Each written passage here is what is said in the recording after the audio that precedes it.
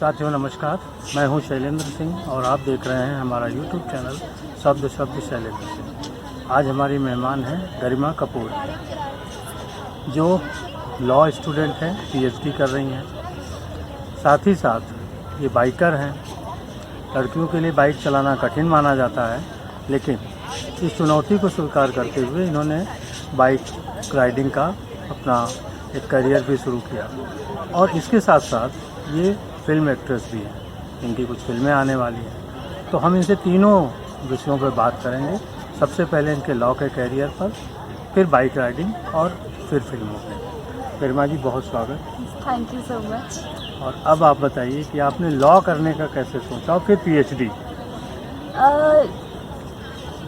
12th के बाद कुछ समझ में नहीं आया, तो क्योंकि कॉमर्स साइड से थे, तो ये हुआ कि क्लैट सबसे अच्छा ऑप्शन है, तो क्लैट दे दो। क्लैट दिया तो उसमें हो गया, फिर उसमें हो गया तो लॉ कर लिया। फिर लॉ में इंटरेस्ट आने लग गया तो एलएलएम कर लिया। फिर ये हुआ कि डॉक्टर तो बनना है, हाँ। तो फिर पीएचडी में मैंने डॉक्टर गरिमा कपूर लिखना ही लिखना। हाँ, डॉक्टर गरिमा कपूर तो होना ही है। तो बस ऐसी पीएचडी हो गई और अब पीएचडी कर रहे हैं एलयू से, पहला साल है मेरा। तो जो पीएचडी है आपकी, किस सब्जेक्ट में है? लॉ से ही है, business law, IPR most probably मेरा मेन एरिया होगा। अच्छा, इसमें कैरियर ज़्यादा है या इसमें कुछ आप नया कर रहे हो? क्यों, मतलब ये दिशा जो चुनी इस सब्जेक्ट की? मुझे एक्चुअली उतार देती हूँ, गर्मी लगने लगी। मुझे एक्चुअली पढ़ाने का बहुत इंटरेस्ट रहता है। लाइक टीचिंग मुझे काफ़ी अच्छा लगता है और पढ़ाते पढ़ाते मुझे खुद को भी याद हो जाता था। तो मैंने स्कूल में भी लोगों को पढ़ाया है कि मुझे भी याद हो जाएगा, उनका भी एग्ज़ाम अच्छा हो जाएगा। कॉलेज में भी यही किया है, पीजी में भी यही किया है कि नोट्स बना करके लोगों को दिए हैं कि तुम भी याद कर लो, तुम भी पास हो जाओ। तो पीएचडी मेन, अगर जहाँ कुछ नहीं होगा, इफ़ इन केस, जहाँ अगर अभी हम आगे जो बात करने जा रहे हैं, तो डॉक्टर गरिमा कपूर से असिस्टेंट प्रोफेसर है प्रोफेसर गरिमा कपूर, प्रोफेसर डॉक्टर गरिमा कपूर भी अच्छा लगेगा। तो हम इसलिए जानना चाहते थे कि बहुत सारे बच्चे लॉ कर रहे हैं, तो उनको भी नहीं समझ आता है कि भाई हमने लॉ कर लिया, फिर एलएलएम कर ले, फिर क्या करें। तो थोड़ा सा बताइए कि लॉ के बाद जो करियर है वो क्या क्या है और कैसे लोग? लॉ के बाद तो बहुत सारे ऑप्शंस खुल जाते हैं। पहली बात तो आप बिजनेस में एज अ लीगल एडवाइज़र जा सकते हैं। दूसरी चीज़, आप अपना खुद का एज अ जूनियर किसी एडवोकेट के अंडर काम शुरू कर सकते हैं। उसकी भी बहुत सारी फील्ड हो सकती है। आप सिविल में कर सकते हैं, आप क्रिमिनल में कर सकते हैं, फैमिली हो सकता है, कोई भी हो सकता है।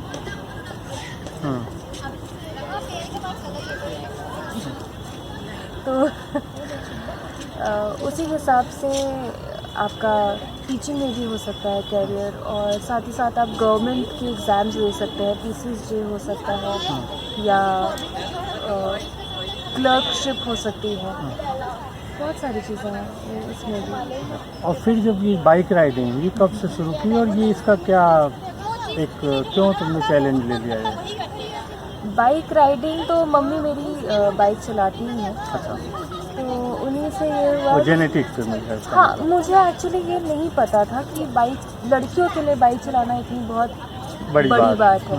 क्योंकि हमारे घर में हमेशा से ही घर वाले भी, और कभी ऐसा नहीं हुआ कि किसी ने लड़का लड़की को अलग देखा हो। तो बाइक भी चलाई, हमने खुद चलाई, मम्मी ने भी सिखाई, भैया ने भी सिखाई। भैया ने एक्चुअली ज़्यादा सिखाई, तो आ गई चलाना। फिर उसके बाद 2016 में मैंने टीवीएस वालों को अपना थोड़ा लिख करके भेजा था। उनका एक हिमालयन हाई करके एक सीज़न आया था, सीज़न 2, तो उसमें मैंने अपना दिया था। तो उसमें बाय लक पूरे ऑल ओवर इंडिया से कम 50,000 एंट्रीज़ आई थी। इस 50,000 एंट्रीज़ में से उन्होंने मेरी एंट्री को सेलेक्ट किया हम कुछ 100 लोगों को बेंगलोर बुलाया, फिर हम लोग का राइडिंग टेस्ट लिया, फिर उसमें से 50 लोगों को लिया, फिर हम लोग का हेल्थ टेस्ट लिया कि हम लोग उतनी हाइट तक जा सकते हैं कि नहीं जा सकता है, फिर उसमें से उन्होंने 10 लोगों को चुना। अच्छा, तो उसमें मेरा भी नाम था और फिर मैं उसमें सबसे यंगेस्ट थी। ये पहली बाइक राइडिंग थी? हाँ, ये पहली थी। कहाँ से कहाँ तक थी? तो ये मंडी मनाली से लेकर के खारदुंगला तक और फिर खारदुंगला से वापस मंडी मनाली चंडीगढ़ तक। तो ये टीवीएस स्कूटी पे हुआ था 110 सीसी पे। मैं यंगेस्ट राइडर थी और हम लोगों ने उस समय खारदुंगला स्केल किया था, द हाईएस्ट मोटरेबल रोड। फिर उसके बाद से ये हुआ कि कुछ तो करना है, कुछ तो उसमें आपको करते हैं। इंटरेस्ट लग गया? हाँ, क्योंकि पहले से करते थे और कुछ बढ़ावा मिल गया टीवीएस की तरफ से और उन लोग को बहुत बहुत थैंक यू टीवीएस वालों को। तो ये हुआ कि चलिए कुछ किया जाता है इसमें। फिर हम लोगों ने बहुत सारे राइड्स किए, मतलब ओकेजनली अवेयरनेस के लिए। तो कभी स्टॉप एसिड अटैक के लिए, कभी चाइल्ड राइट्स के लिए, कभी वुमेन राइट्स के लिए, कभी अमर उजाला के लिए, कभी दैनिक जागरण के लिए, बहुत सारे हम लोगों ने राइट्स किए। तो सोशल काज के लिए आप राइडिंग सोशल करते कॉज के लिए। फिर उसके बाद एक पॉइंट ऐसा आया जहाँ पे मुझे खुद को कॉल आया मेरे पास कि Akshay Kumar sir is coming to Lucknow और मेंस्ट्रुएशनल अवेयरनेस पे एक राइड करेंगे हम छोटी सी। मैंने कहा this is something peak of it. मैं कहा बहुत अच्छी बात है, मेरे पास खुद की टीम है। तो मैंने अपनी सारी टीम को मैसेज किया, मैंने कहा ये है, मेरा खुद का राइडिंग ग्रुप है, क्लब है। मैंने उन सब लोगों को बुलाया, स्पीड एंजल्स हमारा नाम है, और उन लोगों ने राइड की उनके साथ। काफ़ी अच्छा लगा उनके साथ राइड करके। एक फ़ोटो है जहाँ पे हम और वो एक साथ बाइक चला रहे हैं, तो काफ़ी अच्छा लगता है वो फ़ोटो देख करके। फिर उसके बाद ये हुआ कि अब कुछ और किया जाए। तो एक दिन ऐसे ही बैठे थे, मूड बना, तो मैंने अपने एक सीनियर है राइडर के, उनको कॉल किया। मैंने कहा सर ये करना है, iron butt long distance rider और इंडिया बुक ऑफ रिकॉर्ड और लिम्का बुक ऑफ रिकॉर्ड, ये 4 हमारे गोल थे इसको करने के लिए।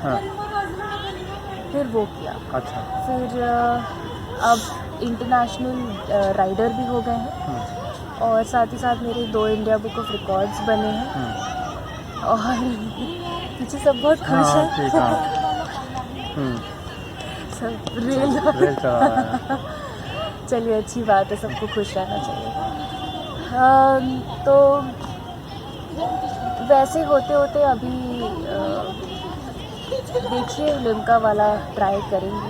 अच्छा, ये जो ग्रुप है आपका राइडिंग का, इसमें कितने लोग हैं? इसमें अभी लिटिल एंजल्स का नाम बता दें। Riding angels. Riding angels, sorry speed angels, आपने तो मुझे कंफ्यूज कर दिया। स्पीड एंजल नाम से एंजल्स। आपका जो है राइडिंग ग्रुप है, बाइक राइडिंग ग्रुप। कितने मेंबर हैं? अभी इसमें 50 लोग हैं। तो लड़के लड़कियां दोनों हैं या लड़कियां हैं? लड़के लड़कियां दोनों हैं। अच्छा। और अगर आपको ज्वाइन करना हो तो आप मुझे इंस्टाग्राम पे फॉलो करिए। आय गरिमा कपूर के नाम से मैं इंस्टाग्राम, फेसबुक और ट्विटर पे हूँ, तीनों जगह एक ही नाम है। आप मुझे फॉलो करिए और अपनी आप डिटेल्स मुझे लिख करके भेजिए एंड वी वुड डेफिनेटली मतलब welcome you in our group. तो हमारा ग्रुप काफ़ी सारी राइड करता है, काफ़ी सोशल कॉज के लिए राइड करता है और काफ़ी रिकॉर्ड राइड्स भी करता है। तो हम ग्रुप में रिकॉर्ड राइड्स भी करते हैं। हम सोलो भी लोगों को एनकरेज करते हैं कि वो कर पाए और उन्हें सारा रास्ता दिखाते हैं कि आखिर कैसे कैसे करना होता है रिकॉर्ड के लिए राइड। तो ये तो रहा आपका बाइक राइडिंग का। अब जो लेटेस्ट है, आपने फिल्में भी आप कर रही हैं, मॉडलिंग पहले भी आपने की है? हाँ। मुझे एक्चुअली, मैं हमेशा से टॉम बॉयज रही, मतलब अभी भी आप अगर मुझे देख रहे होंगे तो मैं ये लड़ाइयाँ इसीलिए हो जाती है। लड़ाइयों वाली चीज़ मत बोलिए ऑनलाइन। तो मैं हमेशा से टॉम बॉयज रही, तो मैंने कभी ऐसा नहीं हुआ कि मेकअप किया हो या जिससे ड्रेसअप हुई। तो एक बार मुझे चांस मिला कि आ जाइए, बस ऐसे ही ड्रेसअप होना है। और फ़ोटो मेरे एक फ्रेंड है फराज, उनका वो है शोरूम, तो रेशमगढ़ के नाम से। उन्होंने मुझे कॉल किया, उसने कहा कि ऐसी ऐसी बात है, वे आर शूटिंग और आ जाइए। मैंने कहा ठीक है, मैं आ जाती हूँ, वेरी गुड, मतलब मेरे को मौका मिलेगा। अलग था हाँ, कि मुझे मौका मिलेगा कि मैं तैयार भी होंगी और मेरी होर्डिंग्स भी लगेंगी। तो I was happy, I went there. मेरे को तो एक तो ब्रश चलाना, जो चलाते हैं ना, वो बड़ा पसंद आता है। तो वो आराम से मेरे ऊपर ब्रश चला रहे हैं, मैं बैठी हुई हूँ, मुझे तैयार कर दो। तो वो मुझे अच्छा लगने लगा। और फिर बाय गॉड ग्रेस वहाँ पे थोड़े कॉन्टैक्ट्स अच्छे बन गए।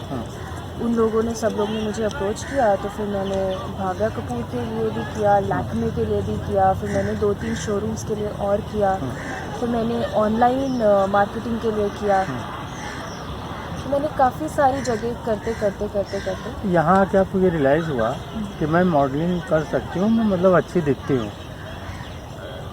अकॉर्डिंग टू अदर पीपल मेरी हाइट अच्छी है।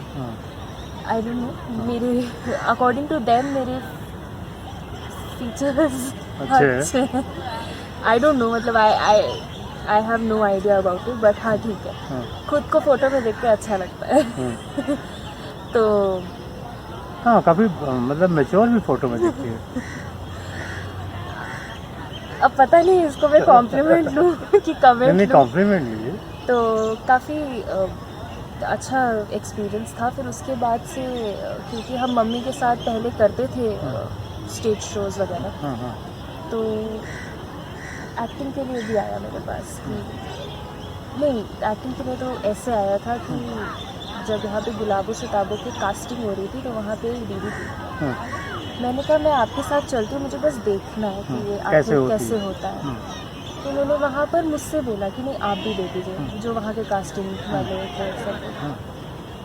मैंने दिया, खैर उसमें तो हुआ नहीं मेरा। तो लेकिन दूसरे वाले में जब मैंने दिया अपना ऑडिशन, तो बाय गॉड ग्रेस उसमें हो गया। एंड श्रीधर सर को बहुत बहुत थैंक यू, अविनाश को बहुत बहुत थैंक यू, और संजीव जायसवाल सर को बहुत बहुत थैंक यू, क्योंकि उस समय मेरे ऊपर भरोसा करके मुझे उन्होंने 3rd लीड दिया बगावत में। और रजनीश दुग्गल जी के साथ हमारी पिक्चर थी। साथ में उसमें आदित्य ओम सर हैं, उसमें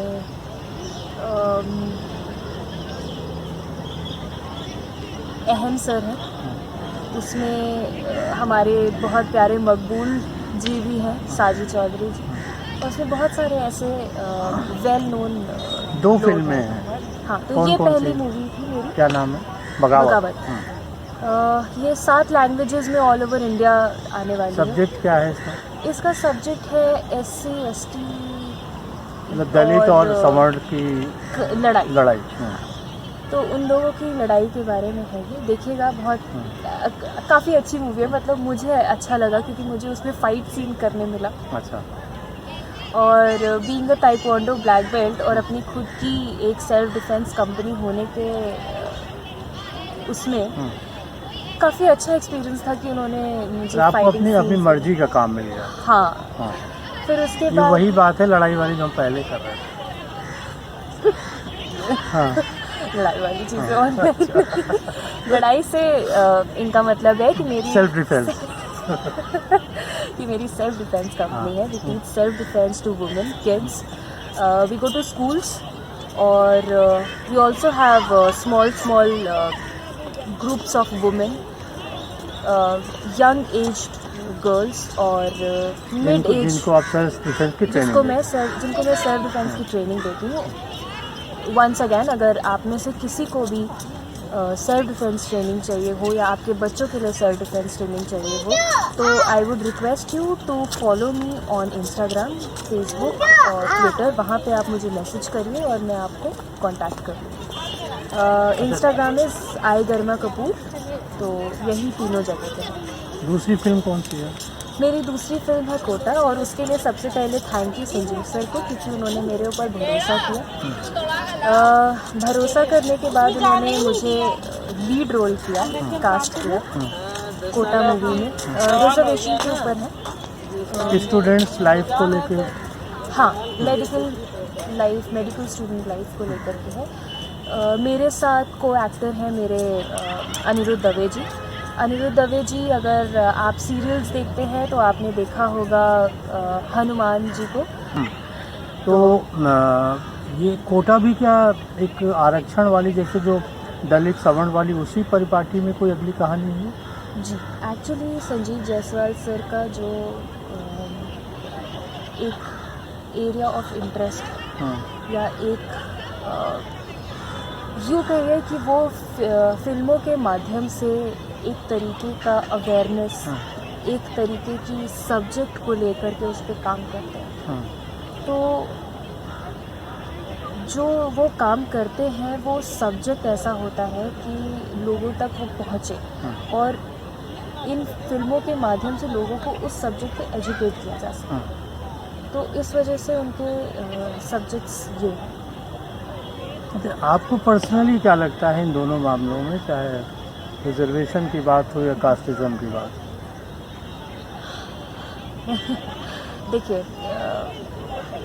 आप वकील भी अम्बेडकर हैं। जी, हाँ, मैं वहीं से स्टार्ट करती हूँ कि अम्बेडकर जी ने ये रिजर्वेशन बहुत सोच समझ के बनाया, और उनका रिजर्वेशन बनाने का मेन मकसद ये था कि जितने भी पिछड़े वर्ग के लोग, जिन्हें शिक्षा के माध्यम, शिक्षा की वजह से या किसी और सोसाइटल प्रेशर की वजह से उन्हें जिसमें आगे बढ़ने का मौका नहीं मिल रहा, क्योंकि उस समय शूद्रों को पढ़ने का बिल्कुल अलाउड नहीं था, उन्हें गांव में घुसने के लिए भी अलाउड नहीं था कि वो उनके गांव में जाकर के वहाँ से पानी ले सकें। तो उनके पास कोई भी ऐसी सुविधा कह लीजिए या कोई भी ऐसा राइट नहीं था जिसे वो एक्सरसाइज कर सके। तो उन्होंने एक तरीके का उनको राइट दिया, कानूनी अधिकार दिया उन्हें कि वो अपने आप को एजुकेट कर सके, जो पढ़ना चाहते हैं वो पढ़ सके, जो काम करना चाहते हैं वो काम कर सके, एक तरीके की इक्वालिटी हो। और उस इक्वालिटी को मेंटेन करने के लिए रिजर्वेशन उस टाइम के लिए बहुत ज़रूरी है। कुछ मामलों में इस समय भी बहुत ज़रूरी है कि होता है कभी कभी, अभी भी कुछ गांव या अभी भी कुछ शहर ऐसे हैं जहाँ पे अभी भी दलितों को उसी नज़रों से देखा जाता है, उतनी ही घृणा से उन्हें ट्रीट किया जाता है। तो ऑफ कोर्स ये बात है कि ये रिजर्वेशन उन सब लोगों के लिए होना चाहिए।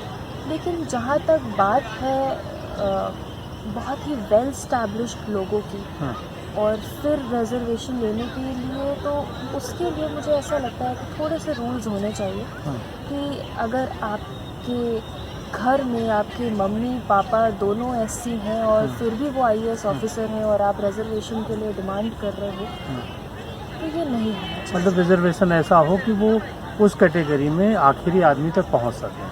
हाँ, रिजर्वेशन के नाम पर आपके मम्मी पापा आपके लिए लाख रुपए खर्च कर रहे हैं एजुकेशन पे, और आप फिर भी रिजर्वेशन ले रहे हो, तो मेरे हिसाब से वो थोड़ा सा गलत है। जिनके पास 1000 रुपये भी नहीं है खर्च करने के लिए और वो एजुकेशन पाना चाहते हैं या हायर एजुकेशन पाना चाहते हैं, उनके लिए ये रिजर्वेशन बहुत ज़रूरी है और आज भी ज़रूरी है। कुछ ऐसे रोल जो आपको लगा आप फिल्मों में आप हैं, ड्रीम हो कि भाई ऐसे रोल मिलेंगे तो मैं ज़रूर करूँगी, मुझे करना चाहिए? मुझे तो फाइट सीक्वेंस बहुत पसंद है एंड मतलब I don't know, by God grace थोड़ा सा मैं फिट भी हूँ इस मामले में। और मुझे ऐसा लगता है कि मैं फाइट वाले सीन जहाँ जैसे मर्दानी या जैसे वुमेन सेंट्रिक मूवीज़ मैं बहुत अच्छे से निभा लूँ। कुछ ऐसे रोल्स भी मुझे अच्छे लगेंगे जिसमें एक लेडी विलन का रोल हो, लेकिन उस लेडी विलन का केवल ये काम ना हो कि इस लड़की को उसके पास पहुंचाना है। उस मतलब कुछ सार्थक का स्टोरी हो। हाँ, उस लेडी विलन का मतलब फाइट सीन्स हो या कोई एक मोटिव हो उसका विलन बनने का। जैसे बैक स्टोरीज होती हैं कि बहुत बुरा हुआ तो ये हुआ वो हुआ, तो उस टाइप का भी अच्छा लगेगा। अदरवाइज बीइंग एन एक्टर मुझे नहीं लगता कि चूज़ करना चाहिए। मेरे पास जो काम आएगा, जैसा काम आएगा या जिस काम के लिए भी मैं अपना हाथ डालूँ उसमें मेरा 100% होगा और हर बार होगा। फिल्मों की ज़्यादातर जो कहानियाँ बनती हैं खासतौर से एक्ट्रेस को सामने लेके, उसमें ग्लैमर का भी तड़का ज़रूर होता है, एक्सपोज भी एक मार्केट के हिसाब से जो प्रोड्यूसर है, जो डायरेक्टर चाहता है कि हीरोइन कितना एक्सपोज कर ले, तो ये सब सारी चीज़ें भी आपको आगे फेस करनी पड़ेंगी। क्या समझ रहे हैं? हाँ, अगर आपका क्वेश्चन है कि किस तरीके से इसे हैंडल किया जाएगा या किस तरीके से इसे देखा जाएगा, तो देखिए मैं हमेशा ये बात कहती हूँ कि ऑफकोर्स ये बात है कि इस इंडस्ट्री में जो लड़कियाँ आती हैं वो ये सोच के आती है कि ये सब करना पड़ेगा, लेकिन मैं ये सोच के आई हूँ कि मुझे लड़ना पड़ेगा। तो अब चाहे वो लोगों से लड़ना हो, चाहे फाइट सीन में लड़ना हो तो मुझे इसमें लड़ना ही पड़ेगा। जहाँ बात आती है ग्लैमरस सीन की, तो ऑफ कोर्स ही बात है एक ड्रेस पहनने में, मेकअप करने में, सुंदर दिखने में कोई बुरी बात नहीं है, बशर्ते वो चीज़ें स्टैंडर्ड लेवल पे हैं।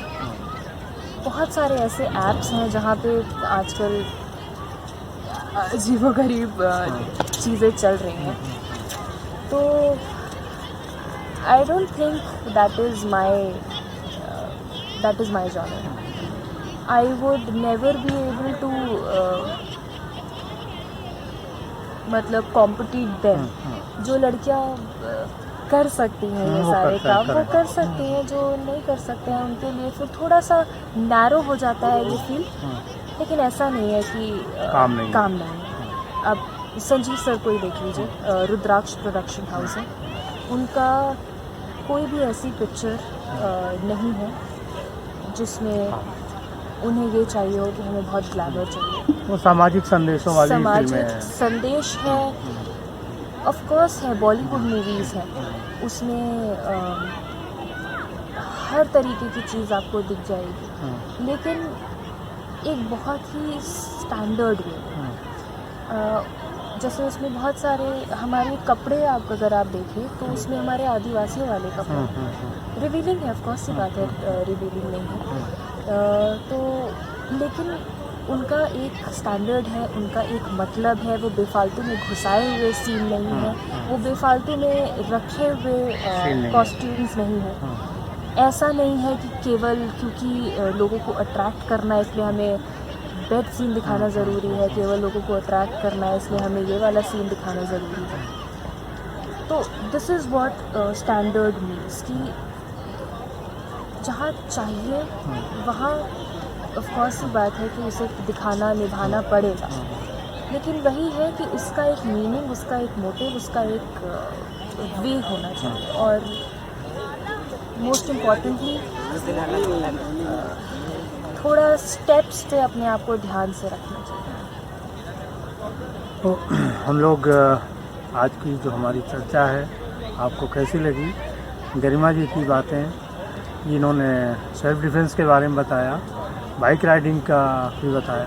आप इन दोनों से जुड़ना चाहते हैं तो गरिमा को फॉलो कर सकते हैं, कमेंट दे सकते हैं, और हम लोग फिर अगली बार मिलेंगे तो जो आपके कमेंट्स होंगे, जो सवाल होंगे, उन पे हम गरिमा से फिर चर्चा करेंगे। और तब तक हमें इजाज़त दीजिए। बहुत शुक्रिया गरिमा जी आपका भी, थैंक यू सो मच। आप लोगों का भी, आप सभी लोगों को मेरा नमस्कार और थैंक यू सो मच। अगर आप चाहें तो आप मुझसे जुड़ सकते हैं किसी भी तरीके से। अगर आपको हेल्प चाहिए तो आप मुझे मैसेज कर सकते हैं इंस्टा, फेसबुक और ट्विटर पर। Thank you.